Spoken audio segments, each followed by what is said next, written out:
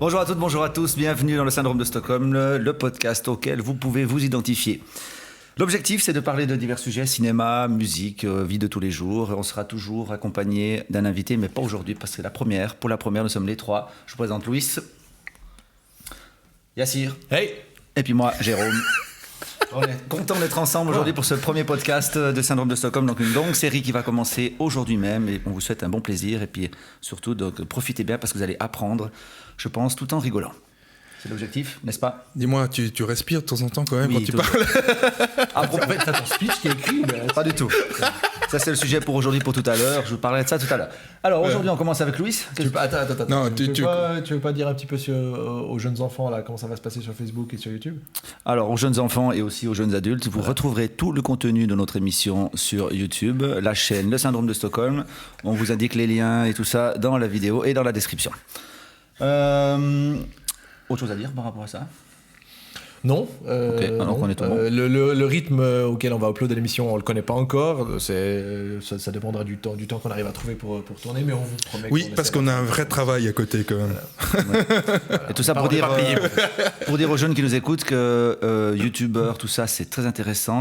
On peut gagner sa vie grâce à ça, mais c'est peut-être bien aussi de prévoir un plan B et surtout un plan A peut-être d'abord, et puis ensuite organiser quelque chose dans ce sens-là. Donc vivez votre passion, mais aussi prévoyez quelque chose pour que ça tienne niveau. Et attendez pas d'avoir passé la trentaine pour faire un truc cool. Voilà. Et là, on vient de perdre tous les moins de 20 ans parce que ça fait trop peur. Surtout ne quittez pas, restez sur le syndrome de Stockholm. De toute façon, vous ne pouvez pas vous enlever du syndrome de Stockholm, car c'est le principe du syndrome de Stockholm. Et puis pour les jeunes qui nous écoutent, allez voir sur Wikipédia ce que c'est le syndrome de Stockholm. Alors, on va commencer tout de suite. On mettra le lien dans la description. On a parlé de musique, on va parler de cinéma, on va parler de plein de choses, mais pas seulement. Et on va voir aujourd'hui de quoi on va parler, mais je ne sais pas du tout parce que c'est un peu la surprise pour chacun d'entre nous. Chacun prépare ses petits sujets qu'il a envie de discuter. Et voilà. En fait, on va vous faire croire que c'est pas trop préparé. Ouais, voilà, c'est pas préparé. C'est quand même assez préparé. Préparé. Louis, alors de quoi on va parler? On va quand même commencer parce que c'est le moment d'engager. Voilà, écoute, moi j'aimerais parler en tout cas un petit peu de ce que vous pensez un peu des fans de football. En fait, voilà, on est en plein milieu de l'Euro de 2016. Alors on enregistre là, effectivement. Voilà, alors on enregistre là, on est en plein huitième de finale. Donc moi je suis pas trop foot quoi, mais t'as envie d'en parler. Ouais, non, mais on en parle parce qu'on est en plein dedans. Tu parlais des fans, des fans de foot. Ouais, des supporters, des hooligans. Voilà, moi j'aime bien regarder le foot, mais jamais je suis pas un de ces fous qui crie tout le temps devant la télé et ou bien qui sort klaxonner au moindre but. Ah, ça c'est une vraie question. Voilà. Pourquoi, pour fêter une victoire, on sort klaxonner dans les rues? Je sais pas si c'est comme ça dans tous les pays, en tout cas chez nous. C'est le cas. Moi j'espérais presque que le Portugal gagne pas hier soir parce que je voulais dormir. Voilà. Pour situer un peu dans le temps, la Suisse vient d'être éliminée, le Portugal a gagné une extrémiste contre la Croatie, ils sont passés en quart de finale. On a évité une quart de finale Suisse-Portugal où de toute façon il y aurait eu des klaxons. Et du coup c'est vrai que c'est un vrai phénomène. Donc ton avis là-dessus, Louis, c'est quoi? Parce que tu lui dis, moi je suis pas très foot, mais je veux parler des supporters. En fait, t'as juste envie de nous faire parler. Non, c'est que. Non, c'est que moi, j'ai un peu tendance à pas savoir pourquoi. En fait, parce que moi je comprends pas. Pourquoi ils sont comme ça violents? Voilà. Je sais pas, c'est pas de la violence en fait. C'est une joie un peu. C'est pas proportionnel en fait. Disproportionné. Voilà, disproportionné. J'essaie de trouver le mot. Mais c'est un peu disproportionné par rapport, voilà, c'est du foot quoi les gars, y a d'autres choses. Moi je serais tendance à aller klaxonner pour le type qui a trouvé le remède contre le cancer quoi, tu vois. Là je serais content, là je me fous à poil dedans. Par contre c'est les labos pharmaceutiques qui seraient peut-être moins enclins à les klaxonner peut-être à ce moment-là. C'est pas dans un film ça? Oui. Qui trouve le remède contre le cancer et il le tue, je sais plus parce que ça rapporte. Bon, c'est assez récent. Parenthèse mise à part. Donc l'idée, ce que tu veux dire, voilà, c'est ce phénomène. Est-ce que les fans de foot sont un peu idiots quoi, en gros? Ouais, ça c'est ce que tu penses. C'est pas une question d'idiot, c'est juste que moi d'accord, moi je suis pas fan, j'ai pas tendance à mettre des affiches de tous les acteurs que j'aime bien dans ma chambre ou des trucs comme ça quoi, tu vois. Bon voilà, dude. Mais même j'ai un peu de mal à comprendre je veux bien croire que les sportifs c'est des stars, c'est des gens quand même qui sont quand même vachement impressionnants quoi. Donc on peut les surélever un peu en En estime. Non. Mais voilà, moi j'ai juste un peu de mal à comprendre cette joie qu'on peut en ressentir quand c'est quelqu'un d'autre qui gagne en fait. Bon, moi je pense qu'il y a... Alors attends, c'est le principe même du supporter que tu mets en question. Là, oui, peut-être. Moi je suis pas du tout supporter. Toi, Yassir, t'es supporter Non, bon, moi je trouve qu'il y a un contraste entre la violence dans le sport lui-même et la violence du fan. Donc, le foot ou le foot, ou je sais pas comment tu peux appeler ça. Le balle au pied. La balle au pied.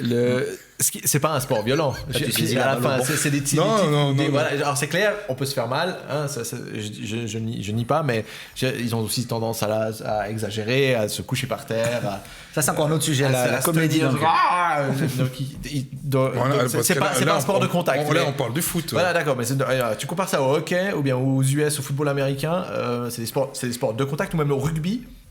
Et puis quand par exemple tu as une coupe du monde de rugby, t'entends pas qu'il y a des incidents dans telle ou telle ville où il y a des hooligans qui ont pété des bars et des trucs comme ça, alors que le foot ou le foot, je sais pas comment on dit en fait. Dis comme tu sais, le foot c'est très bien. Le football. Alors je mets une nuance par rapport à ce que tu viens de dire. Tu vois ce que je veux dire, t'entends pas qu'il y a des débordements quand t'as une coupe du monde de rugby, parce que les gens s'en foutent du rugby, mais je veux dire c'est un autre sujet. La réaction est disproportionnée par rapport à la violence dans le sport lui-même. Je veux dire, c'est un sport où il n'y a pas de violence, mais les gens sont complètement cons après le match. Alors il y a les effets de l'alcool et tout ça, mais dans les autres sports, il n'y a pas autant de débordements. Je dis pas qu'il n'y a pas de débordements. En même temps, on a vu à l'Euro les fans irlandais qui ont fait le tour du monde. T'as vu ça aussi, je pense, Facebook et compagnie. Les fans irlandais, donc vraiment exemplaires, ils nettoient après leur passage, ils ont fait la fête, ils ont fait la fête avec les policiers français. Donc c'est pas un truc forcé du supporter de base. Non, c'est une question de mentalité. Il y a une réputation. Je veux dire, regarde les Anglais. Voilà. Bon, le concept du hooligan est né en Angleterre, donc le championnat là-bas. Le football est né en Angleterre, donc. Mais là-bas, c'était le championnat, enfin le jeu. C'était pas obligé que du coup le hooliganisme sorte aussi de l'Angleterre. Mais il y a toute une histoire derrière, c'est pour ça. Mais c'est devenu comme une tradition en Angleterre d'avoir des hooligans. Une tradition. Je sais pas, j'en sais rien. Moi, j'aimerais juste pas être propriétaire d'un bar un dimanche en Angleterre. Ça a toujours été avec les équipes là-bas en Angleterre, les plus extrémistes, on va dire, de ce côté-là. Mais on voit que c'est pas forcé, vu qu'on a des supporters irlandais qui sont. Voilà. Donc c'est quelque chose qui vient de la mentalité. Pourtant, les Britanniques aussi, hein. Non, mais bon. Peut-être bientôt plus. Si on sort du hooliganisme de l'extrême et tout, et il y a quand même des gens qui sortent dans la rue et qui klaxonnent et qui. J'ai un peu de mal à comprendre, même si je suis content que. On va dire que mon équipe préférée gagne, mais je n'ai pas tendance à aller dans la rue et aller. Voilà. Est-ce que c'est un effet de masse peut-être? Tu viens de dire un truc intéressant. Parce que moi je l'ai déjà fait, c'est clair. T'as déjà été klaxonné dans la rue? Oui, bien sûr. Pourquoi? Pour le Chili? Oui, bien sûr, pour le Chili, oui, bien sûr. Mais c'était pas de ma propre initiative. Ouais, bien sûr, sans finale. C'était pas de ma propre initiative, plus poussé par quelqu'un d'autre qui voulait y aller. Mais tu viens de dire un truc super intéressant, puis je crois qu'il est là le problème. Tu viens de dire. C'est l'effet de masse. Non, tu viens de dire mon équipe. Voilà. C'est cette identification. C'est une identification. Non, j'ai dit mon équipe préférée. Ouais, ok. Mais pas forcément. Voilà, mais quand on gagne, on dit on a gagné, tu vois. Voilà. Est-ce que t'as joué? Non, t'as rien fait. Souvent, c'est on a gagné, ils ont perdu. Voilà, exactement. Et je pense qu'il y a souvent comme ça. Je sais pas si on peut dire ça comme ça, c'est nationalisme en fait, cette identification à son propre pays. En général, tu t'en fous, mais quand c'est ton pays qui joue au foot, alors là, tout d'un coup, t'es à fond dedans. C'est comme chez nous en Suisse, parce que nous venons de Suisse, pour un petit clin d'œil à tous ceux qui nous suivent donc en dehors du pays. On n'est pas forcément, parce que la France, les États-Unis sont très patriotiques, on est très aller les uns vers les autres, sortir dans la rue, etc. La Suisse, on s'en fout complètement, sauf quand effectivement c'est l'Euro ou le Mondial, ou bien alors le 1er août qui est notre fête nationale. Et puis là, on voit vraiment des signes de patriotisme qui sortent aux fenêtres. Et puis c'est vrai que dans le foot, c'est là que tu parlais de la masse, c'est ça que je trouve intéressant. C'est seulement dans des moments très précis où on s'identifie à son pays, etc. Et puis moi, ce que j'ai envie de dire à tous ceux qui nous regardent, qui nous écoutent, je pense qu'il faut déjà trouver notre place en tant qu'individu, vraiment là, c'est très important, avant d'avoir notre place dans un groupe, avec le patriotisme, etc., tout ce qui vient de là, le nationalisme. Je trouve ça très dangereux. Et quelque part, le foot montre un peu cet exemple-là. Alors c'était un peu la minute chiante là. Ouais, j'allais dire, on vient de perdre la moitié de l'autre moitié. Là. Moi j'ai honnêtement perdu le fil de ce qu'il raconte. Ce que je veux dire par là, c'est que exister en tant qu'individu avant d'exister en tant que groupe. Point. C'est là où on voit qu'il y a un problème avec. Est-ce que c'est la conclusion que tu cherchais, Loïs, que tu t'es dit? Il a tout dit, quoi. Franchement, j'ai plus rien à dire. Non, mais c'est pas ça. La question, mais est-ce que c'est quoi? C'est un problème? Est-ce que c'est possible de résoudre? Est-ce que pendant une compétition, t'interdis la vente d'alcool dans les bars, par exemple? Est-ce que ça vient de l'alcool? Non, parce que c'est un gros facteur. En fait, ça n'a rien à voir. Vous mélangez. C'est des dégénérés à la base, je pense qu'il y en a plein, mais je veux dire, je pense que l'alcool. Vous mélangez, on va dire, fans de foot. Des bons fans. Parce qu'il y a le bon fan, puis il y a le mauvais fan. Vous confondez les bons fans. Le bon fan, il crie, il chante. Puis le mauvais fan, il crie, il chante. Mais c'est un mauvais fan. Puis là, on va avoir un copyright, un problème de copyright. Les inconnus qui font. Si par hasard vous nous suivez, vous avez des inconnus. On a plaisir. Non, mais à part ça, oui. Qu'est-ce que tu voulais dire? Non, mais toi, il y a ceux qui ont besoin peut-être de se défouler un peu en buvant de l'alcool et en foutant la merde après les matchs. Ouais, mais pourquoi le foot? Pourquoi pas au rugby? Pourquoi le foot? Ça n'existe pas dans les autres sports. Mais pourquoi? Ça peut exister, mais le hockey, ça existe. Moi, j'ai lancé un autre pavé. T'as vu les problèmes qu'il y a quand il y a Gauthieron-Berne. Je peux dire qu'il y a les flics qui suivent de la gare. Pour ceux qui nous suivent, c'est un derby de hockey dans notre région. Parce que tout le monde ne sait pas ce que c'est Gauthieron-Berne. Gauthieron, c'est Fribourg. Voilà. Il n'y a pas que ça dans le foot. Alors oui, il y a des problèmes, et j'ai jamais vu un supporter qui avait besoin d'être réanimé, d'accord, par un policier parce qu'il était dans un état incroyablement, proche de la fin. Donc ça, je l'ai jamais vu dans le hockey. Alors moi, j'ai peut-être une explication. Il y a moins cette vision. Il y a quand même des problèmes, parce que moi, je me souviens des bagarres quand j'allais voir des matchs de hockey, les bagarres dans la rue. Ouais, bien sûr. Comme ça, il y a des problèmes dans tous les sports, mais le foot en particulier. Juste rappeler aussi une chose. Pourquoi alors c'est la question qu'on pose. Ouais, c'est la question qu'on pose. Je sais pas, moi. Il y a beaucoup. Pourquoi le foot Alors, s'il vous plaît, il y a des problèmes dans tous les sports, on l'a dit. Et même au tennis, si vous vous rappelez, Monica Seles qui avait été poignardée par un fan de Steffi Graf à l'époque à Roland Garros. Bon, ça, c'est de l'amour inconditionnel. Ouais, c'est du tennis. Alors, ce sont des trucs vraiment, des faits divers terribles qui se passent. Mais voilà, mais là, on assiste à énormément de problèmes. Ça, c'est une pathologie, ce que tu es en train de. Parlons du foot, parce que moi, je vais lancer un pavé dans la mare là. On parle d'un sport qui se joue avec les pieds. C'est le pavé dans la mare. Réfléchir avec les pieds, jouer avec les pieds, je ne sais pas si ça vient peut-être de là, parce que on a les sports où même les joueurs sous le terrain, je veux dire, j'ai entendu que tu as glissé ça avant, où ils se font toucher, ça c'est aussi comme réponse, si jamais vous avez la réponse, vous nous envoyez un petit message. Le joueur de foot qui est en train de courir, il se fait toucher au genou, il tombe en se tenant le visage. Ouais. Donc il y a toute la comédie, il y a tout le pognon et machin, puis du coup il y a tout cet univers qui se crée là derrière, et puis vous avez des gens, des fans, des supporters, des hooligans qui rêvent par rapport à ça, puis qui fantasment des conneries du style. Et voilà pourquoi peut-être dans les rues ça sort de cette manière-là. C'est complètement disproportionné aussi dans le monde lui-même du foot. Ça je pense, oui ça je pense. Parce que c'est vrai que dans le bon. On peut être fan, en Europe, mais après, il y a une en Europe, après aux US, il y a les quantités d'argent que tu as dans le football américain ou dans le hockey ou dans le basket, dans la NBA, c'est aussi ridicule. Il n'y a pas de problème de genre. C'est clair, mais les débordements, ça atteint jamais les niveaux de hooliganisme qu'on a en Europe. C'est un problème tellement gros que l'UEFA en est arrivé à dire, ok, maintenant, on menace un pays d'expulsion parce que vos fans, c'est des connards. Je veux dire, c'est quand même incroyable. On n'en était jamais arrivé là. Alors l'UEFA, de toute façon, n'a pas de couilles, donc ils le feront jamais. Mais je trouve que c'est cool qu'ils aient montré un petit peu un semblant de testicule, bluff, quoi. Et puis de dire, ok, donc s'il faut, on le ferait, quoi. Ouais. Donc l'argent, c'est un facteur. C'est vrai que c'est parce que la vie est complètement folle à l'intérieur et tout, mais c'est pas le seul, parce qu'il y a d'autres sports où il y a énormément d'argent aussi, et on n'entend pas autant de débordements. Encore une fois, on n'est pas là-bas, on n'est pas sur place, donc c'est aussi difficile à dire, mais... J'ai peut-être une explication alors. Vu qu'on a vu qu'il est possible d'avoir des fans et supporters en grande quantité, comme l'Irlandais, ou comme même... il y avait des scènes entre Portugais, Croates, etc. aussi, que c'est possible, ça veut donc dire que ça vient pas... Moi, je ne reproche rien aux fans de foot. Ça vient pas du fan de foot, ça vient de l'individu lui-même. Ouais. Donc, c'est assez simple. On parle d'une masse, on parle d'un grand volume, et puis je pense qu'on peut pas trop prendre de risques pour dire que 2 sur 3, on peut facilement trouver des crétins. Donc c'est clair que dans le foot, on va en trouver beaucoup.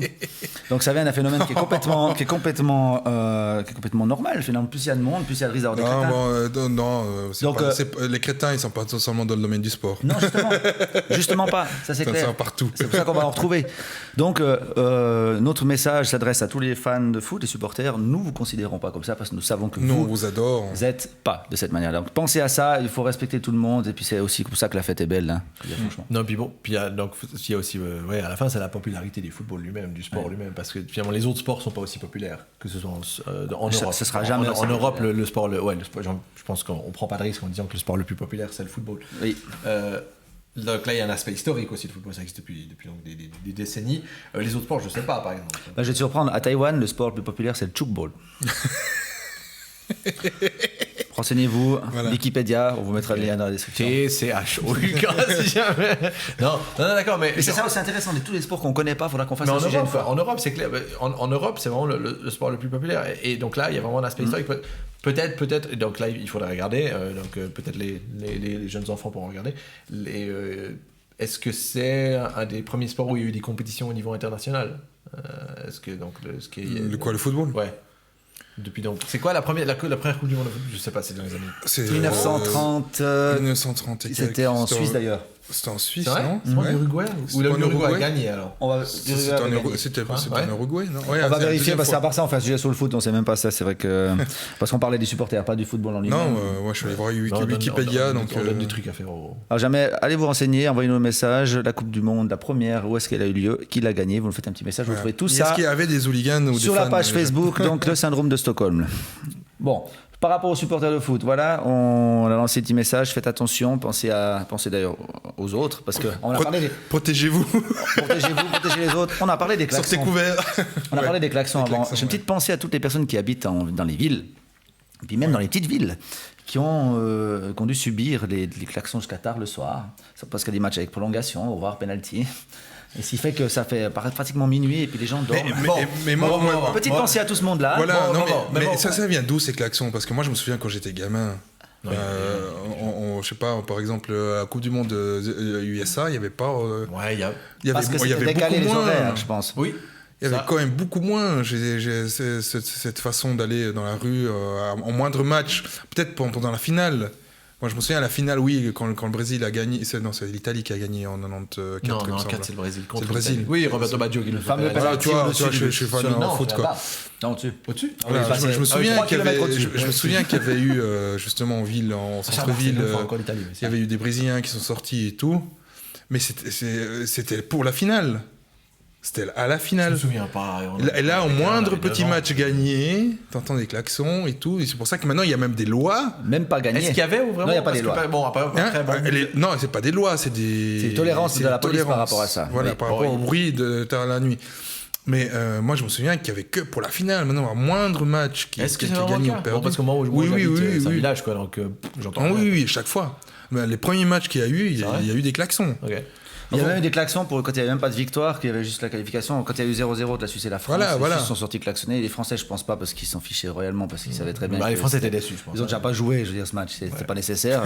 Avec une équipe sur le terrain à 40%, ils ont quand même fait 0-0. Bref. Le truc, il faut dire un truc, c'est qu'à la base, moi, les klaxons, je m'en fous. Faire du bruit en ville, ça me dérange pas. Je trouve que c'est cool, ça anime. Mais un bébé qui dort, qui vient enfin de s'endormir, c'est sympa. C'est vrai, mais t'habites pas en ville. Ça fait chier, mais après, là, c'est une question de culture. De mentalité, etc. C'est ça, on va amener à la conclusion parce qu'on a avancé avec le sujet, c'est ça, culture, mentalité, c'est pas lié directement au foot, le journalisme. C'est la popularité du sport et la mentalité. Enfin, c'est notre conclusion apparemment. Ouais, moi je suis d'accord. Ouais. Est-ce que ça te va comme de la manière dont on a traité ce sujet? Oui, ça me va très bien. C'est tellement formel. C'est tellement formel. C'est pour ça qu'on peut passer au sujet parce que le temps. Tu veux bien enlever le balai de ton cul un petit peu? C'est tellement formel. Je l'enlèverai pour nettoyer les miettes que tu as fait avec les croissants tout à l'heure. Je propose de passer à ça, c'est cool pour un autre sujet, parce qu'on a quand même déjà bien. Mais c'est vraiment un nazi comme il regarde. T'as vu comme il regarde son horloge et tout. Monsieur, ça s'appelle la modération. Je couperai au montage. Exactement. À propos, tu mettrais un petit truc là juste pour montrer, pour enlever le fait qu'il est toujours en train de regarder. Non, je mettrai le. Je sais moi aussi, mais tu peux changer le. Je mettrai le bruit Géopardy. Tu sais qu'on peut mettre un compteur là. Géopardy, pour les gens qui ne connaissaient pas, pour les jeunes. C'est question pour un champion. Wikipédia, Géopardy sera expliqué. Voilà. Jeopardy. Wikipédia, c'est le partenaire principal du syndrome de Stockholm.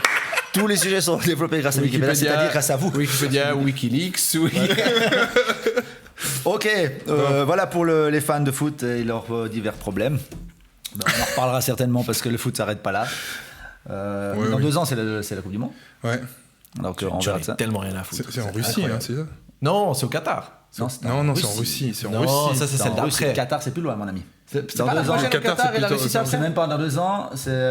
Non, Qatar, c'est la prochaine, elle sera en décembre, justement, pas en été, non? Ok, on va regarder tout ça. Parce qu'il fait beaucoup trop chaud, et puis, mais bon, tu vois, comme on est des fans de foot. Le Qatar a donné des sacs de fric, je pense. Qui est fan, à part ça, qui est réellement fan de foot? Parce qu'on n'en connaît rien. Moi, quand j'étais jeune, oui, mais maintenant, là, l'Euro, honnêtement, j'ai pas regardé un seul match du début à la fin. Pareil, le seul match que j'ai vu, c'était Suisse-France. Ici même, dans cette pièce, on a regardé. Ces fameux matchs, si jamais, pour situer, des fameux maillots de l'équipe de Suisse qui partaient en lambeaux.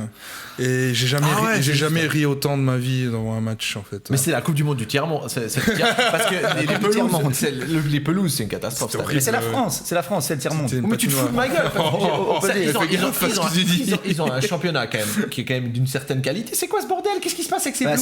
C'est-à-dire qu'ils ont plus de rond. Ouais, mais en fait, tu sais quoi, moi j'ai lu un truc là-dessus, c'est en fait que c'est pas du tout de la faute de la France, c'est vraiment l'UEFA qui est venu, qui a dit non, nous on aimerait refaire les gazons, et ils ont écarté en fait les responsables français qui s'occupaient des stades, et ils ont tout foutu en l'air en fait. C'est pour ça que j'ai pas de mal d'accord, parce que pendant le championnat français, il y a jamais autant de problèmes. Je veux dire, moi j'ai regardé, ma jeunesse c'était le dimanche matin à 11h, c'était téléfoot. Okay, j'ai jamais vu un truc pareil.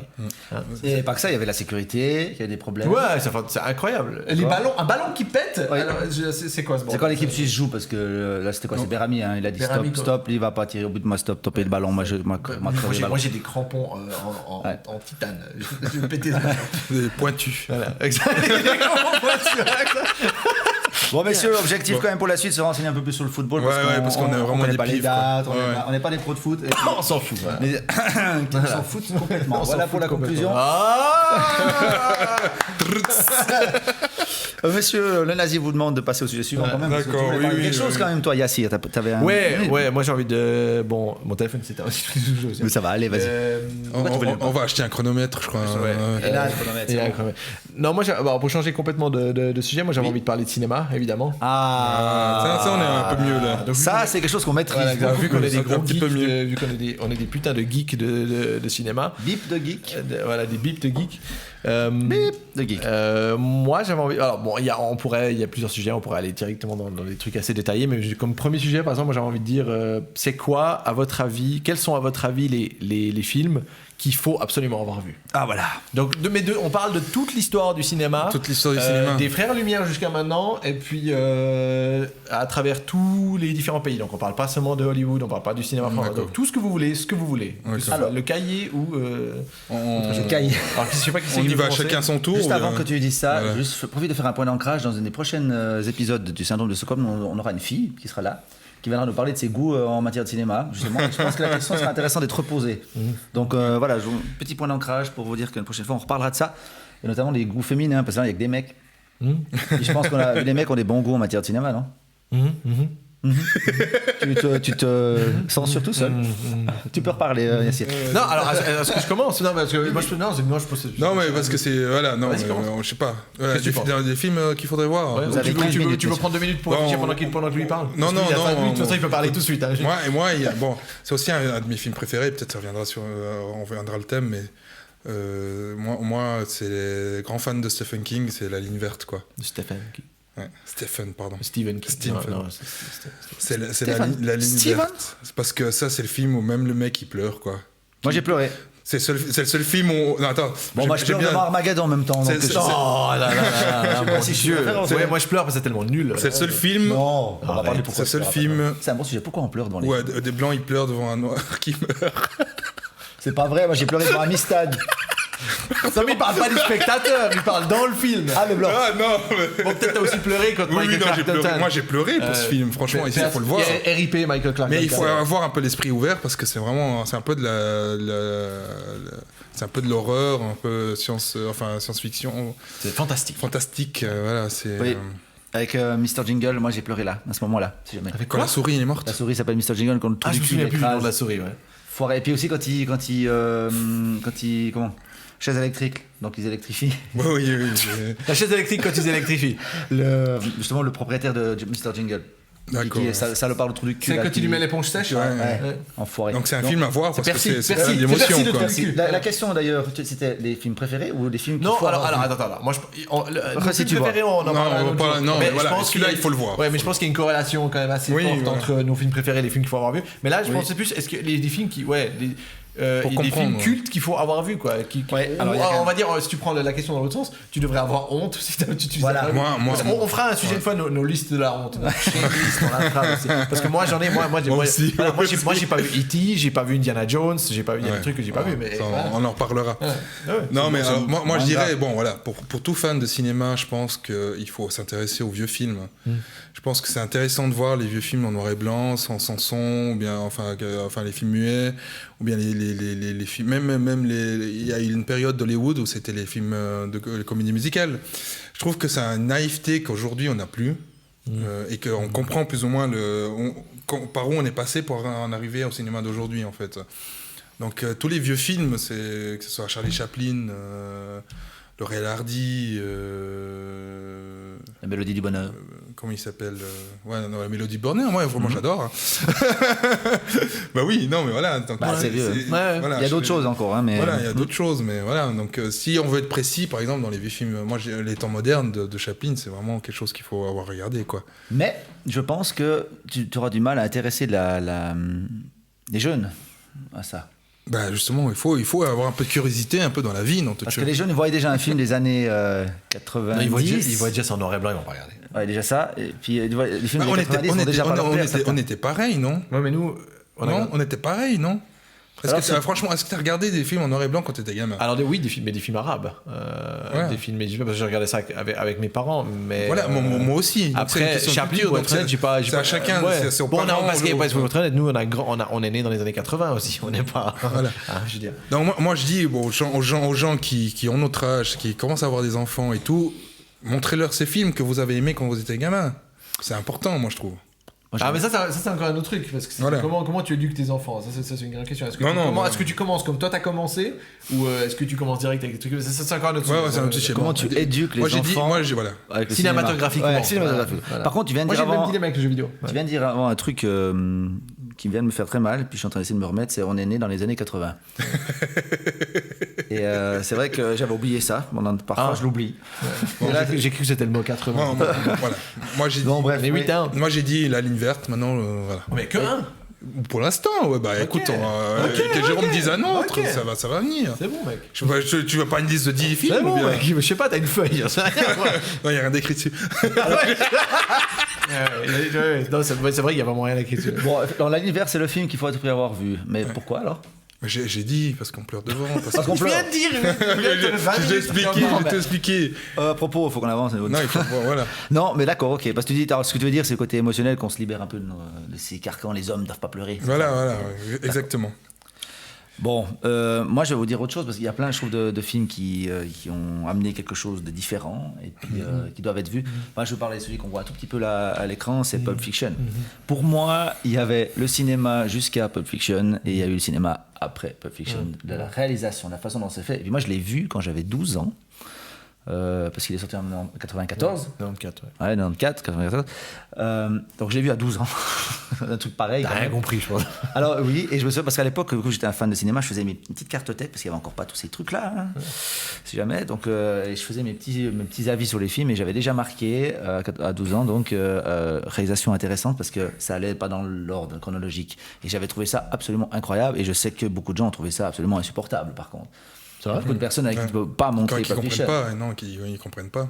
Parce que ça c'est aussi un sujet extra intéressant, c'est comment les gens regardent les films. Parce que ce qu'on aimerait vous dire, nous, qui sommes passionnés de cinéma, c'est que chaque film ne se regarde pas de la même manière. Beaucoup de gens regardent un film en disant « Ok, je regarde un truc tranquille, je ne veux pas avoir à réfléchir. » Tu mets Pulp Fiction, dans ces moments-là. Attends, là, c'était où? On en est où, à moins que tu l'aies déjà vu 150 fois. Parce qu'il y a des films où tu mets ton cerveau sur off. Oui. Ou s'ils sont prévus pour ça. Si tu dis Fast and Furious, je vais m'énerver, d'accord? Donc tu critiques pas Fast and Furious. Alors, c'est une émission où on aime Fast and Furious. Alors, ce serait ton film à regarder? Est-ce que ce serait ton film à regarder? Non, j'irai pas jusqu'à dire ça. Dans cette émission, on est Fast and Curious. On est Fast and Curious. C'est du placement de produit, ce que tu fais là. Oui, absolument. Fast and Furious, c'est bien à partir du 5. Fast 5. Ouais. Ouais, exactement. Ouais. Avant, c'est pas terrible, faut dire. Mais restons juste sur Pulp Fiction quand même, parce qu'il faut voir ça, parce que déjà, il y a un casting absolument incroyable. D'accord. On parle d'un réalisateur qui est absolument incroyable, donc c'est Quentin Tarantino. Et puis, c'est sûr que c'est comme ça. Ça donne envie, ça vend du rêve. Ouais. Et puis parce que Bruce Willis, les 2-3 qui parlent anglais, il y a quand même Bruce Willis dans ce film qui fait, parce que beaucoup de ces grands acteurs font des apparitions pas très longues, et c'est ça qui est très intéressant aussi. Puis l'histoire, c'est incroyable, c'est un univers de fou. Bruce Willis, c'est presque celui qu'on voit le plus dans le film. Bruce Willis, il est fantastique, parce que Bruce Willis, quand il apparaît, tout le monde aime Bruce Willis. Il y a quelqu'un qui aime pas Bruce Willis? Non, Bruce Willis, c'est un acteur. Quand je regarde un film de Bruce, quand je suis malade, je regarde un film de Bruce Willis, je me sens exactement ce que je voulais dire. Moi, quand je vois Bruce Willis à la télé, je me sens rassuré. Ouais. Je me sens mieux. Donc physiquement mieux. Il est là, ça va. Ouais, c'est bon, il est là. Bon, après, il y a des films qui m'énervent avec lui, hein, c'est quand même génial. Ouais, et les derniers qu'il a fait. Michel Pfeiffer, là, ils sont amoureux, le Kid. Non, alors le Kid, c'est 1000 fois mieux qu'Armageddon, déjà, moi, je trouve. Hein.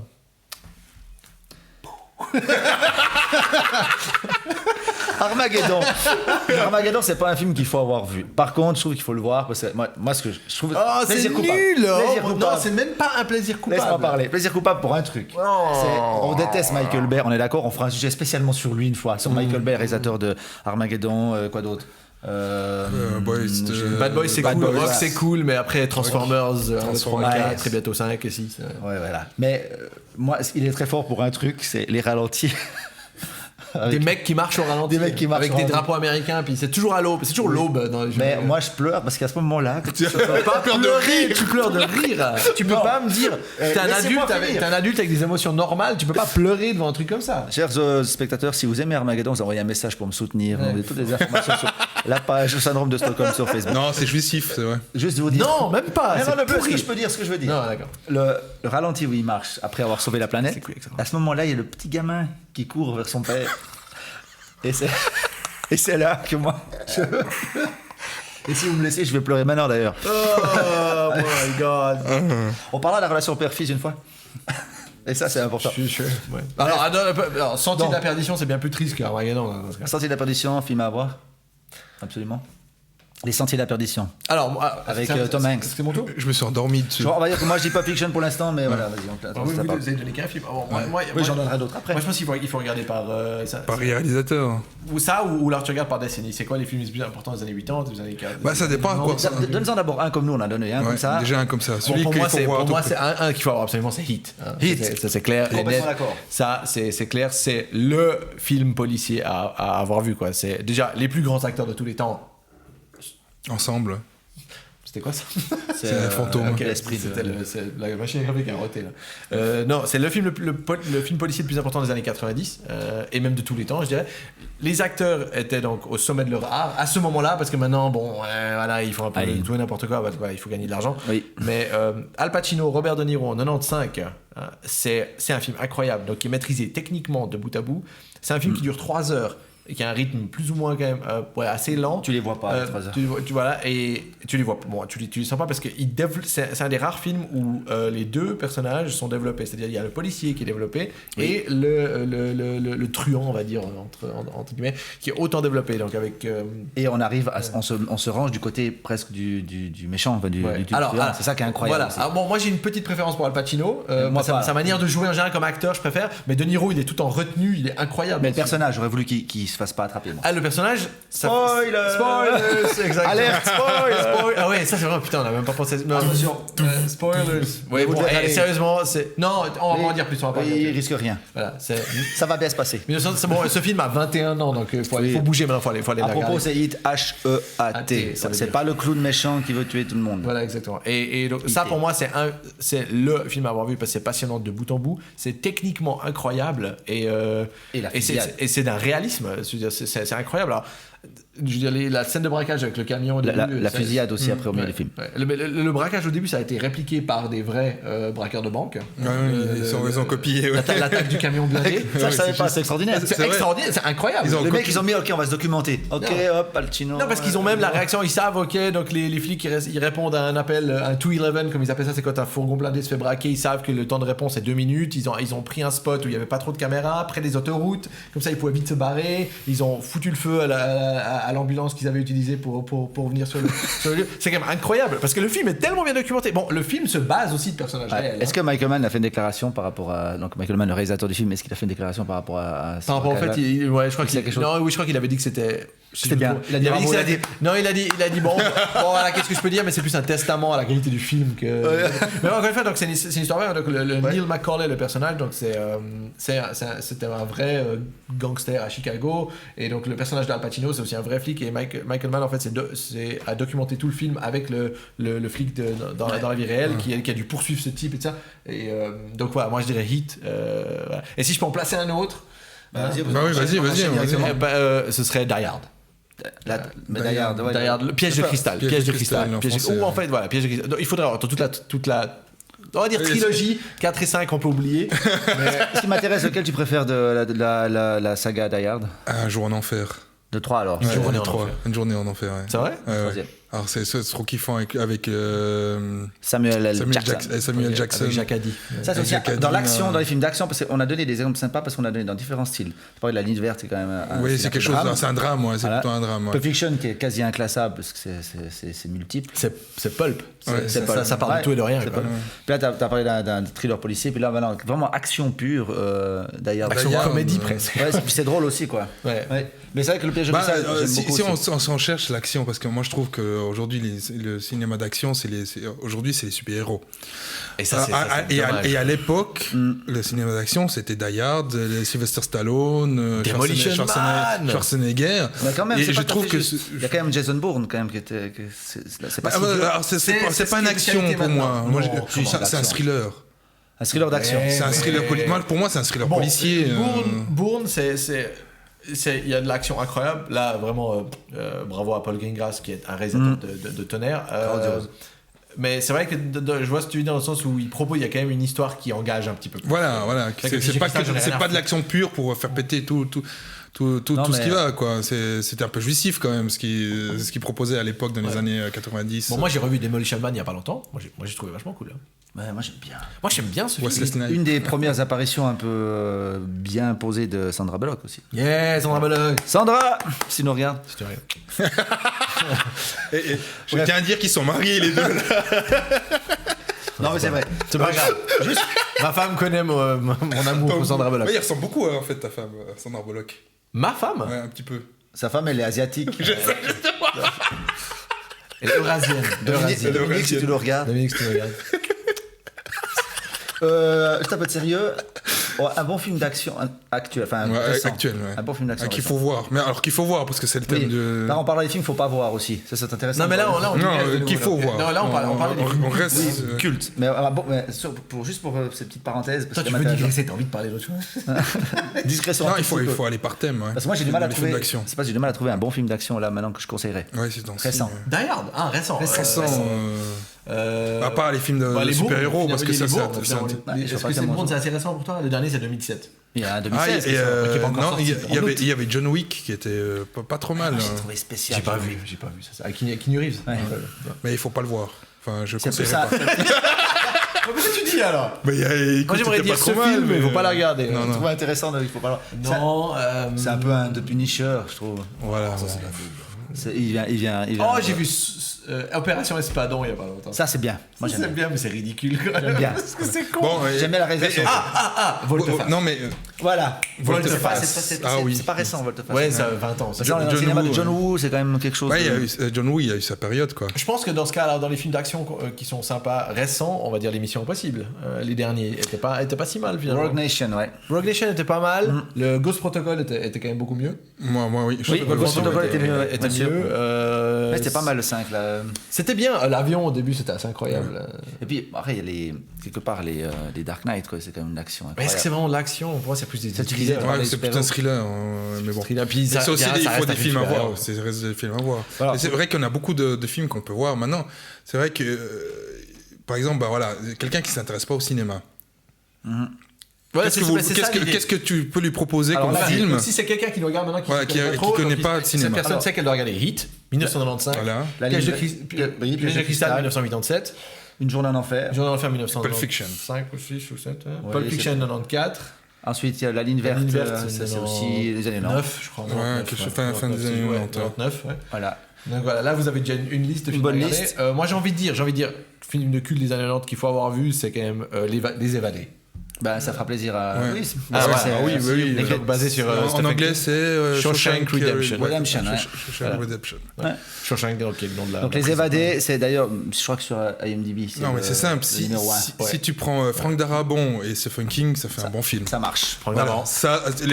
À qui j'ai serré la main, j'aimerais dire, j'ai serré la main de Frank Darabont. J'ai vu une émission de Frank Darabont qui disait j'ai serré la main à Yassir.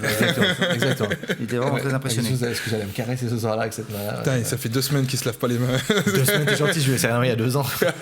C'est 2 ans qu'il se lave pas les mains. C'est ça, cette odeur. Vous avez déjà une bonne liste de films à regarder, effectivement. On va rajouter un ou deux. Si vous avez envie, si vous êtes un petit peu. Non, mais alors, attends, on va dire. On va classer comme ça. Moi, je pense que c'est une bonne idée. On vous donne un film dans les années 80, ça va? Celui qui filme, il vient de mourir. Qui est là, qui s'emmerde tellement, il s'est endormi sur la table. Donc dans les années 80, moi j'ai envie de dire Piège de cristal. Ça c'est moi, si je devais choisir un film culte à donner dans les années 80, c'est un Piège de cristal. Vous diriez quoi dans les années 80? 80, donc 80, on est d'accord.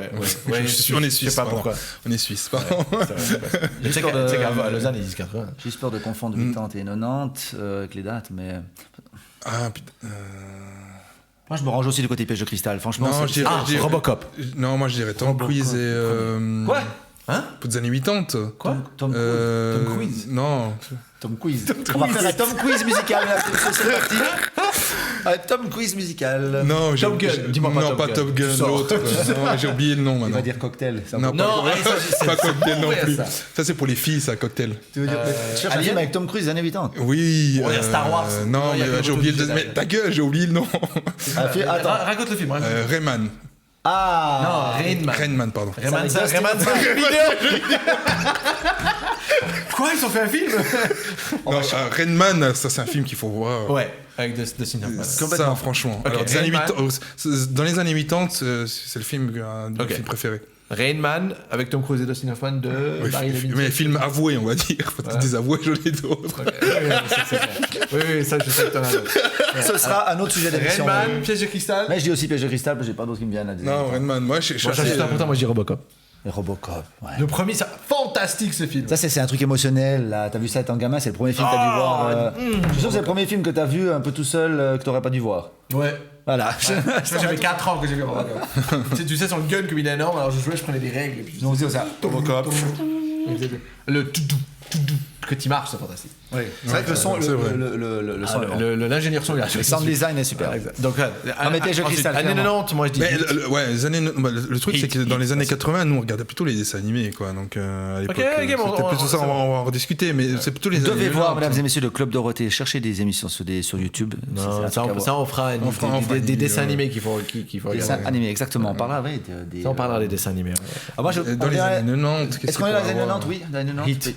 Hit pour Yassir. Ouais, mais Hit, je l'ai découvert il y a pas longtemps, donc. Moi je l'ai vu. Je l'ai pas vu. Moi je l'ai vu plus tard aussi. C'est normal, sinon il n'aurait pas pu venir faire cette émission avec nous. Il y a des protocoles. Oui. Il y a une barrière. Alors, années 90 quelque chose? Pas forcément. Les Matrix. Ouais, le premier, donc. Le premier alors, oui. Matrix. Alors ça, il faut regarder ça parce que les frères Wachowski, les sœurs Wachowski, ils ont inventé un nouveau genre, quoi, avec ces films, quoi. Et après, tout le monde a voulu faire des trilogies. Je suis pas d'accord. Après de Matrix, ils ont tous voulu faire des trilogies. Hein. Ouais, alors c'est quoi pour toi inventer un nouveau genre? Non, c'est un emballage marketing. C'est un mélange entre Japan, technologie un peu futuriste et je sais pas, je dirais, ils ont quand même inventé des prises de vue qui tout le monde a repris par la suite. Cette façon de tourner autour des gens. Avec des appareils photo. Oui, le bullet time, des trucs comme ça. Ouais, le bullet time, mais ça a été. Mais cette façon de tourner autour. Bon, le bullet time existait déjà dans un jeu vidéo qui s'appelait Max Payne. Hein. Je trouve qu'ils ont. Après. Excellente adaptation au cinéma, Max Payne. Ils ont peut-être pas. Comment dire. C'est peut-être pas forcément bon, la trilogie en entier, d'accord. Mais ils ont lancé. Oui, ils sont vachement bien. Oui, ils sont bien. Moi, j'aime les trois. Mais ils ont lancé l'envie aux autres producteurs, aux autres réalisateurs de faire des plans dans ce genre-là. De changer, et on n'avait jamais vu ça avant. Alors, il y a un avant et après Matrix, on est tout à fait d'accord. Ça, c'est clair. Mais après, il faut faire attention dans le sens où Matrix, à la fin, c'est une adaptation ciné de Ghost in the Shell, un manga qui est sorti en 95. Et les Wachowski sont jamais cachés, mais les gens après vont te dire oh ils ont inventé un truc de nouveau. Non, ils ont rien inventé. C'est dans la réalisation. Ça vient du japonais, c'est clair. Mais après c'est ça aussi que j'apprécie parce que maintenant de plus en plus ils s'inspirent du cinéma japonais, ils ont mélangé des mangas, ils ont mis de la musique électro sur des combats de kung-fu. Ça c'était du jamais vu par exemple. Dans Matrix, la première scène quand ils s'entraînent pour la première fois, puis il y a Morpheus qui se bat contre Neo, ils viennent tous regarder. Là t'as de l'électro derrière, c'est incroyable. Il va mettre du Rage Against the Machine dans le film. Donc il y a un aspect réalisation là, je suis tout à fait d'accord avec toi. Après au niveau scénario et histoire, non, là il y a rien de nouveau. Ça, c'est des livres qui étaient déjà écrits. Oui, bien sûr. Juste une question, c'est quelle pilule qui choisit finalement? C'est la rouge ou la bleue qui fait qu'il peut sortir la matrice? Attention, spoiler. C'est au tout début du film. Spoiler quand même. Mais non, le bleu. C'est pour savoir parce que je dis spoiler parce que je sais plus.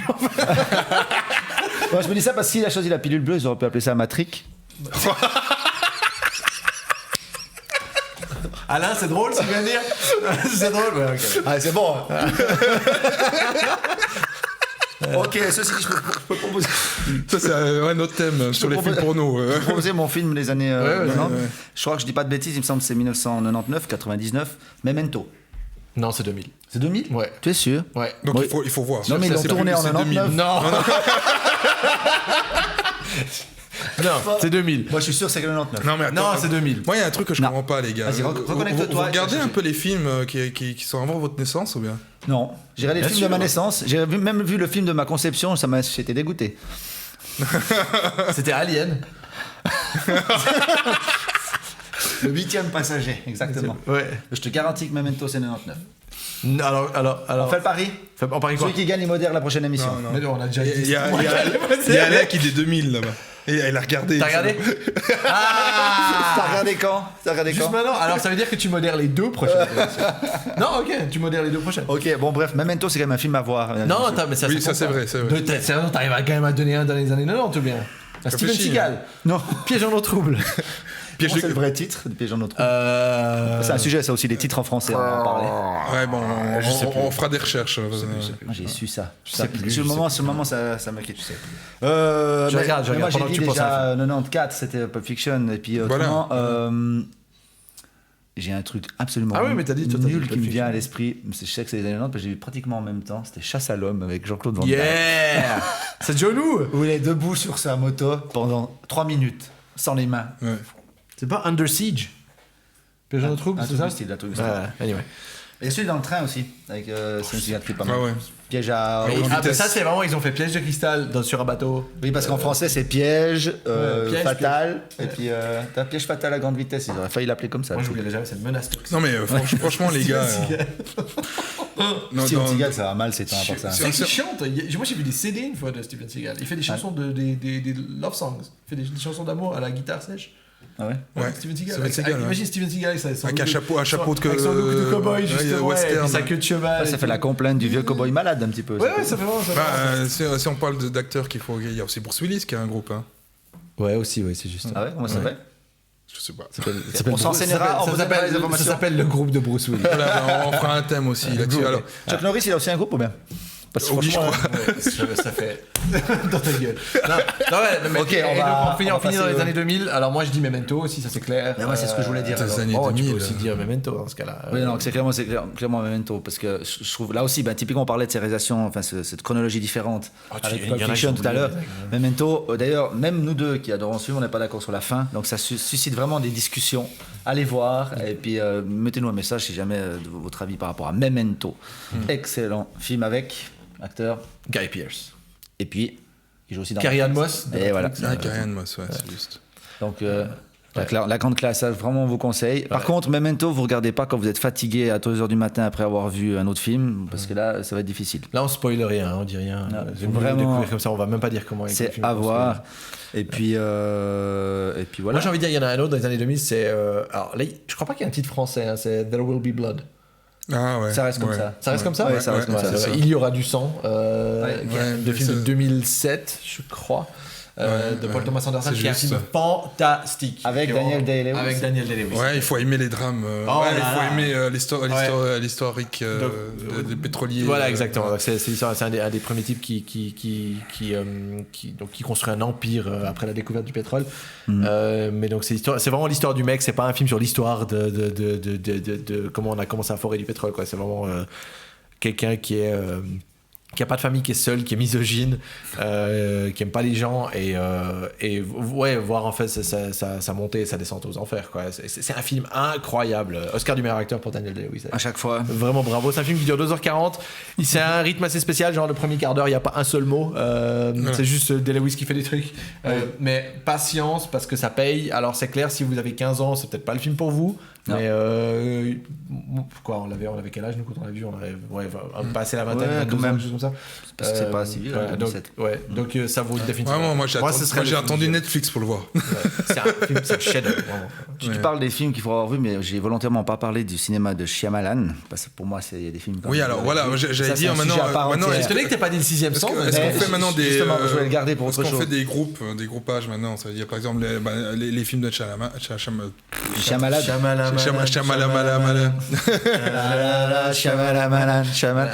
un très bon film français, ça. C'est déjà quoi comme film? Ça, c'est copyright. C'est déjà quoi comme film? Je sais plus. Oui, c'est un homme et une femme, voilà. J'en sais rien. Un homme et une femme. C'est vrai qu'on faudra aussi qu'on parle du cinéma français pour les films qui sont à voir dans le cinéma français. Alors, juste, parce que. Ça faudrait que je m'éduque. On a juste parlé de Shyamalan, donc M. Night Shyamalan. Si jamais réalisateur de 6e Sens, en général, il est connu pour ça. Alors, 6e Sens, il faut l'avoir vu, on est bien d'accord. Il faut tous le voir, sauf de la semaine. Il y a Bruce Willis d'ailleurs, non? Le 6e Sens aussi. En fait, on va dire, vous prenez la liste, vous allez sur Wikipédia, vous tapez Shyamalan, vous regardez toute sa liste, mais vous enlevez les 3 derniers. Voilà. Non, le dernier, il était bien. Visit. The Visit, c'était bien réalisé. On compte pas, parce qu'il n'est pas encore entendu. Ça vaut la peine. Il commence à avoir d'autres films qui ressemblent à pas de même style. Il a relancé un truc, Shyamalan. Donc, The Visit, dernier film de Shyamalan, vous allez voir. Je sais pas, j'ai pas regardé s'il y avait un autre projet en cours. Il y aura certainement quelque chose. Bon, il a sa série, là, j'ai jamais regardé encore. Mais... C'est quelque chose. Wayward Pines. Wayward Pines, ouais, c'est juste. Ouais. C'est lui qui réalise? C'est lui qui a créé. Il a fait quelques épisodes. Il a écrit le pilote, en tout cas. Je crois qu'il a réalisé le pilote aussi. Donc, Shyamalan, voilà, il a été décrié parce que c'est celui qui a fait aussi, c'est ce réalisateur qui a fait donc Phénomène, qui normalement s'appelle Happening.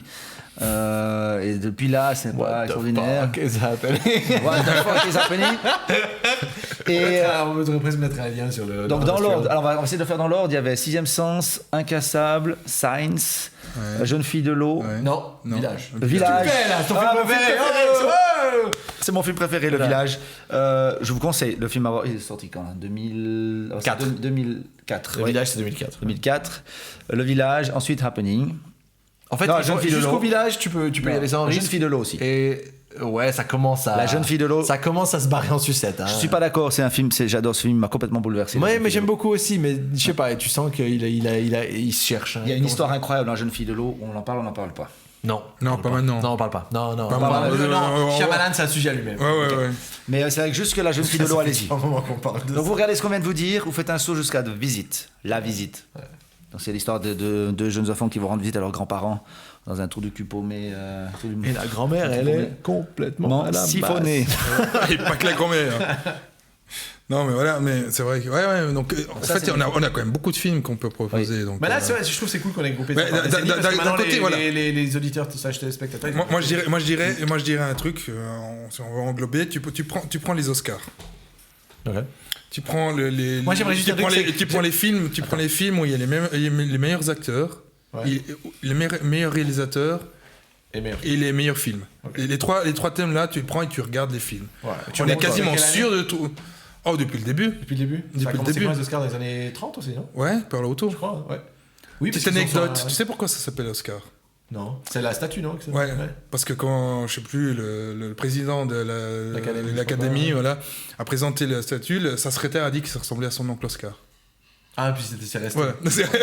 Heureusement qu'il s'appelait pas Prosper Long. Parce que le prix s'appelle pas Oscar en fait. Non. Ça s'appelle le prix de l'Académie de cinéma, je sais plus. Comme ça. Ouais, bon, ils appellent ça un Oscar. Voilà, c'est un Academy Award. En gros, voilà, si tu prends les meilleurs acteurs, les meilleurs films, les meilleurs réalisateurs, ça reste des bons films quasiment chaque année, quoi. Ouais, ça te fait, tu te construis. Après, c'est des envies que chacun a et selon les thèmes. Après, il y a des années où il y a des problèmes, genre Shakespeare in Love, meilleur film. Il y avait eu ça? Je me souviens pas. Toi, j'ai des choses, j'arrive à. L'esprit humain arrive à occulter des choses, c'est impressionnant. Juste, avant de finir, peut-être, on parle encore du cinéma français, puis peut-être dans les dernières années, des films qu'il faudra tout près avoir vu. Ouais, voilà. Le cinéma français. Les petits mouchoirs. Les petits mouchoirs, Guillaume Canet. Pas mal. Ouais, je trouvais très bien. Un peu long, mais. Je vais quand même vous dire, j'avais regardé, je voulais pas, parce que il y avait une espèce de ferveur autour de ce film qui me plaisait pas. C'était le fabuleux destin d'Amélie Poulain. Ouais, ça, j'ai regardé et je me suis bien amusé, franchement. C'est léger, c'est cool, ça met de bonne humeur. C'est Jean-Pierre Jeunet, c'est ça? C'est Jeunet. Ouais, c'est juste, ouais. Le cinéma Jeunet est un peu spécial, de toute façon, ça reste toujours. Parce qu'Alien et Résurrection. Voilà, mais ça a une sorte d'ambiance. Il a une patte visuelle. Si tu regardes la Cité des enfants perdus, c'est ça. Il a des acteurs qui reviennent toujours un peu plus ou moins. Il a une patte visuelle qui est différente. Donc c'est presque du cinéma américanisé, enfin à la française. Mais je pense que c'est pour ça qu'il a apprécié aussi aux US. Peut-être. Et tout l'ambiance, il a vraiment un univers, et c'est ça qui fait bien. Et c'est ça qui est rare dans le cinéma français, aujourd'hui, je trouve. Parce que si tu regardes même dans le cinéma français, il y a tous les affiches se ressemblent, toujours fond blanc, avec les personnages devant. En photo. Je sais pas, mais c'est vrai que récemment, on a très peu de cinéma français. Par contre, si on monte dans les années plus anciennes, il y avait vraiment des films vraiment super aussi. Tu prends les Louis de Funès. Les Louis de Funès, quand même. Bon, ça, voilà. Si vous voulez Beaumarais, les Bourvil, franchement. Bon, si vous êtes sur Amélie Poulain, on peut parler de Mathieu Kassovitz, donc Les Rivières pourpres. Incroyable. Alors, le premier, parce que le deuxième. Il est moins bien, il est moins bien, mais c'est clair. Changement d'acteur aussi. Et de réalisateur aussi. Mais le Pacte des loups, Christophe Gans. Le Pacte des loups, il est trop bien. Christophe Gans, quoi? Un peu long. Dis-moi un truc, est-ce que Luc Besson peut être considéré comme cinéma français? Parce il a quand même des bons films. Alors Luc Besson, Léon, on va dire merci Luc Besson pour les années 90, merci pour le 5e élément, merci pour Léon, merci pour Nikita, mais va te faire foutre pour Lucie, vraiment. Et puis le réalisateur n'est pas d'accord. Pourquoi il est pas d'accord? Non, il a aimé. Il adorait Lucie. Oh come on, non. Je trouve que elle se transforme en stick USB à la fin. T'y attendais, franchement? Non, mais je sais pas si j'avais envie de m'y attendre. Je trouve que le sujet a été mieux traité, le sujet est proche du sujet, disons, avec le film avec Johnny Depp, j'oublie le titre. Le quoi? Le film avec Johnny Depp qui traite un peu du même sujet. Johnny Depp? Bah oui, il se fait télécharger dans un Transcendance. J'ai pas vu, j'ai pas envie de voir. Il est bien, tu devrais. C'est un peu la même chose, je trouve. C'est réalisé par Wally Pfister, qui est directeur de photographie sur tous les Nolan, presque. Bah justement, tu vas reconnaître le. Oui, c'est juste, en vrai, tu regardes. Alors, pas de visuel, je suis sûr que c'est très bien. Non, mais c'est cette couleur un peu bleutée, machin, dans la colorimétrie du. C'est la même chose, c'est juste, c'est ça. C'est ça. Autre film français que tu oublies, c'est Le Prénom, mais c'est basé sur une pièce de théâtre. Donc tout ce qui est cinéma, Dîner de cons, comment il s'appelle le réalisateur déjà de Dîner de cons? Francis Weber. Ouais, c'est ça. Est-ce que c'est lui? Check. Merci. Comment s'appelle Magnéto, Serge, nous on a Alain. Francis. Voilà. Prosper, on peut l'appeler Prosper. Francis. Yes. Francis Weber, on savait. Voilà, ça c'est des trucs à regarder. Mais ça reste de la comédie. Oui. Un bon film français hors comédie, Hors comédie, qu'est-ce qu'il y a? Pour moi, c'est Les Rivières pourpres, le Rivières pourpres, qui est un thriller. Je sais quelque chose qu'on oublie. Il y a Les Lyonnais, vous les avez vus? Moi j'ai pas vu. Les films de l'ancien flic, là, je crois que s'appelle le machin. Qui a fait aussi 36 qui est les enfers. 36 c'est bien. Ouais, il est bien, tu l'as vu? Avec Depardieu et Daniel Auteuil. Ouais, il est très bien sûr. C'est le hit à la française. C'est un peu ça. Alors c'est clair, ça atteint pas les sommets. Est-ce qu'il faut regarder? Oui. D'accord. Oui. Il faut regarder parce que dans le cinéma français, c'est un qu'il faut avoir vu. D'accord. Ah oui, il y a quand même un truc que je trouve assez dramatique, c'est quand les Français essayent de faire de l'américain. Comment ça s'appelle? Et ça, je trouve qu'il faut quand même faire attention, parce que c'est pas toujours bon. Et encore pire, c'est quand les Suisses essayent de faire du français. Et le jour où les Suisses essayent de faire du français, qui essayent de faire de l'américain, je pense que là on met la clé sous la porte. Comment ça s'appelle le truc de Maïwen là avec les enfants?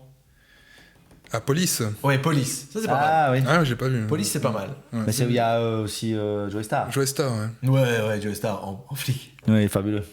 Joey Star en flic, ça a dû lui faire mal quand même. Ça. Il a dû, je pense. Mais c'est un bon film. L'immersion en période. Mais je trouve qu'il joue très bien dedans. Oui. Dès que ça dit de faire le salaud, de toute façon.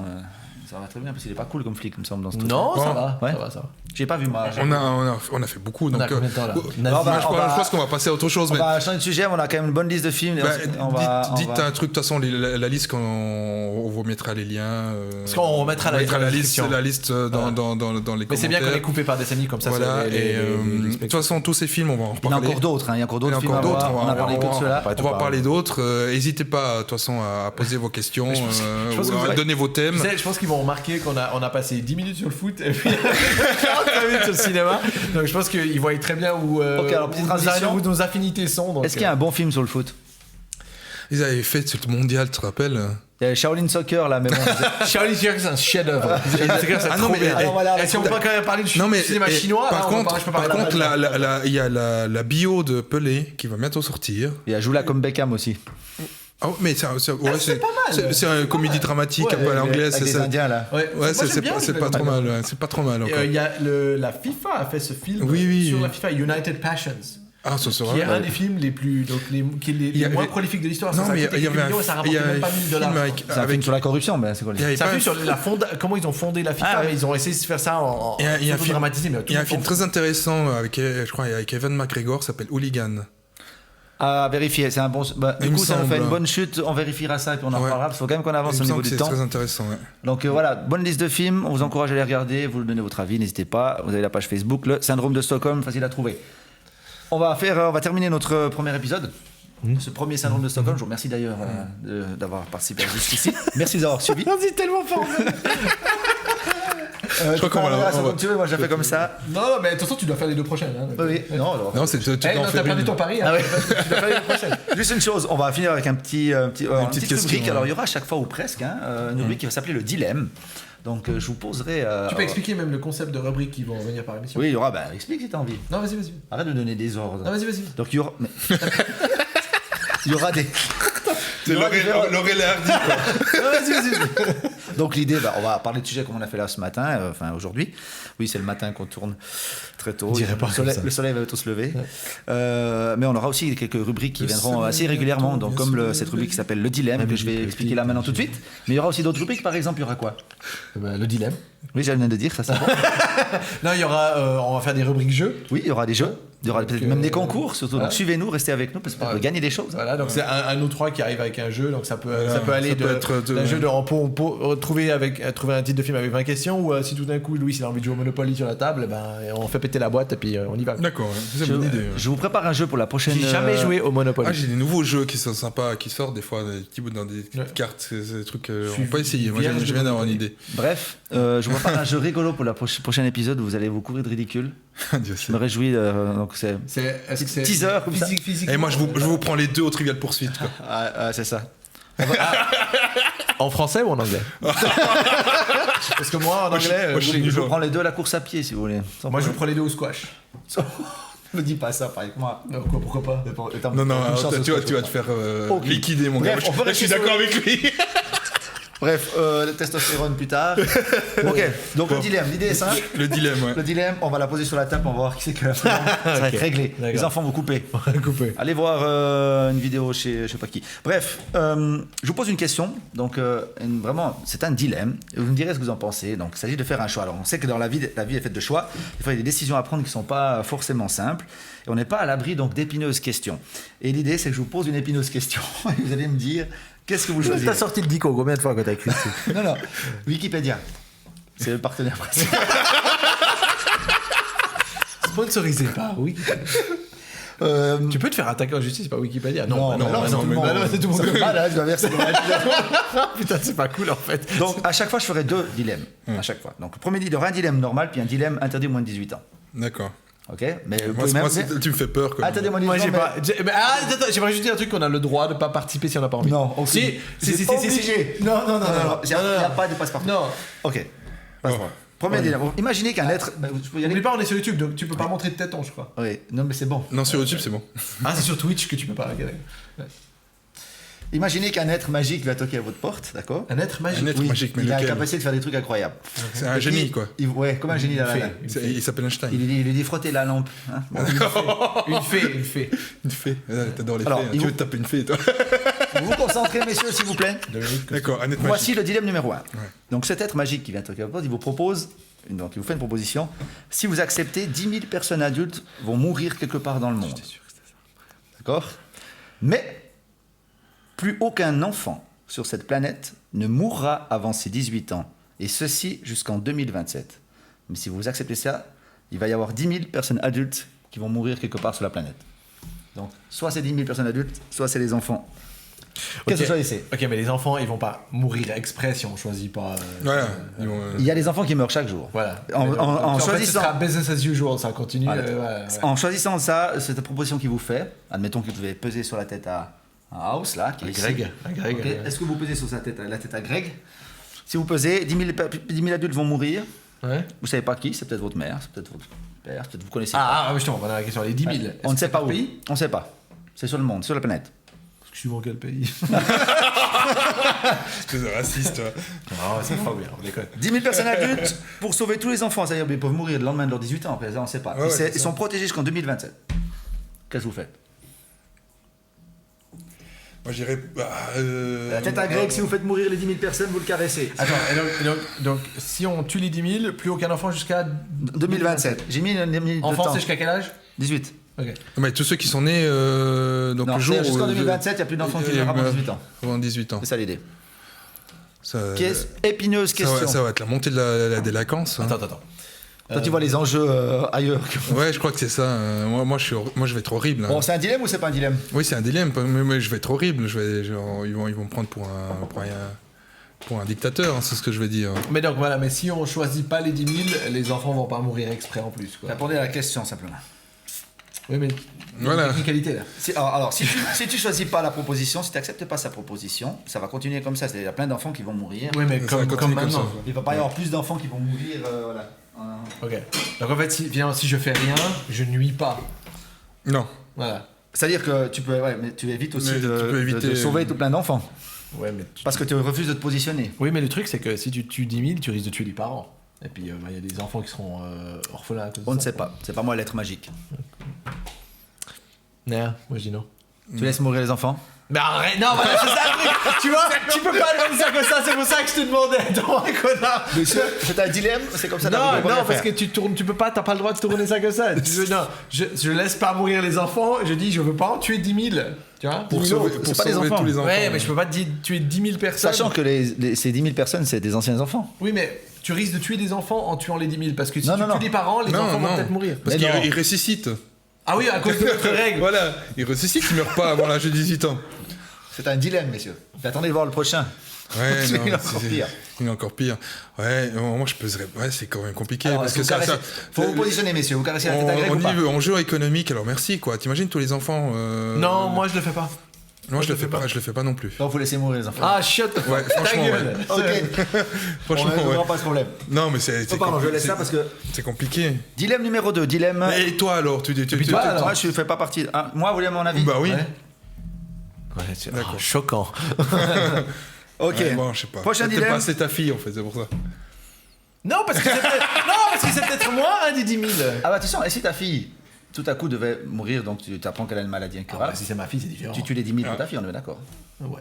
Voilà. Voilà. Moi j'ai pas d'enfant, donc je peux pas savoir. Ok, mais c'est vrai messieurs, intéressante. Si jamais vous avez des idées de dilemmes, vous nous envoyez aussi, Ça va. n'hésitez pas. Ok, dilemme numéro 2, dilemme interdit aux moins de 18 ans. Ah ok, oh putain. Vous pouvez éradiquer la faim, donc FAIM, D'accord. sur la Terre de suite, maintenant, à cette seconde même. Ouais. Si vous acceptez, et là je te remercie d'avoir parlé de la ligne verte, si vous acceptez de vous faire sodomiser par un homme du gabarit de John Café, est-ce que vous le faites? Est-ce que t'es con? Oh merde. La faim dans le monde. Plus personne ne meurt de faim Puis là, t'as envie de dire la fin justifie les moyens. pour vous faire prendre par John Café. Jamais vous vous rappelez en pas. premier? La ligne verte, Bon, d'accord, mais, c'est un immense molosse black de 3 mètres de On haut. va mettre une photo de Chaka. C'est pas Pulp Fiction. Il a pas joué dans Pulp Fiction aussi? Non, ça c'est Ving Rhames. Ah, c'est pas vrai, mais c'est plus ou moins le même gros grand black. C'est un autre afro-américain. Ouais, c'est ça. Qui est mort d'ailleurs maintenant, l'acteur qui a joué John Caffey, non? Ouais, je crois. Michael Clark Duncan, paix à son âme. Merci. C'est le froid. Alors les gars, vous vous faites prendre le cul ou pas? Toi, Je veux savoir. Réponds. Mais t'éradiques la faim pour toujours. Oui, ça veut dire les enfants aussi. Toi, tu réponds. Pour toujours. Je Mais réponds. toi, t'es quoi avec les enfants, toi? Messieurs, je vais vous le dire. Moi, je me fais prendre le cul, ça peut sauver de l'enfant. Moi, Toi, tu pèles bien le cul. Ouais, moi aussi, en fait. On caresse tous la tête. Ouais. Ok, messieurs. là, T'excites pas, toi. On va remettre Greg là où il doit être. Oh, putain. Ok, merci. Je suis content de voir que vous faites sodomiser aussi pour ça, parce que je trouve que ça vaut la peine quand même. Mais écoute, si une fois ça arrive, on se met les trois sur la table, d'accord? On soutient. On se tient derrière la main. Petit clin d'œil à Pulp Fiction, effectivement, merci d'avoir parlé de ça. Il y a une petite scène un peu du style, sauf que ça éradique pas la fin. Non, mais parce que je me suis dit, tiens, si c'est le même acteur, ça serait drôle quand même. Non, ça l'est pas. Non. Voilà, donc on a traité de foot, on a parlé aussi des films à voir. J'espère que jamais On a parlé de sodomie aussi. On a parlé de la sodomie. Une autre question. Oui. Est-ce que ça vous ferait plaisir? Est-ce que vous pensez que ça vous ferait plaisir d'avoir une grosse bite dans le cul? Ah, on est moins de 18 ans. Bip, bip. Voilà. Non, stop, on va pas répondre à ça. Ça, c'est un autre débat, messieurs. Ouais. Donc voilà, on arrive à la fin de ce premier épisode. Est-ce que vous aimeriez rajouter quelque chose, messieurs? Parce qu'on va finir là, je pense, quand même. Ah non, Je pense que c'est bon. Ouais. Ok.